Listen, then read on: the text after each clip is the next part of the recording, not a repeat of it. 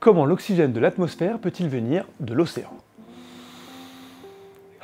Une grande respiration, ça détend. Et on remercie au passage l'océan de nous oxygéner. Pourquoi l'océan? Eh bien parce que plus de la moitié de l'oxygène dans l'atmosphère a une origine océanique. L'oxygène que nous respirons aujourd'hui s'est accumulé dans l'atmosphère depuis des millions d'années, produit notamment par ce qu'on appelle le phytoplancton marin. Tenez, dans ce litre d'eau de mer, il y a du phytoplancton. Et au microscope, ça ressemble à ça.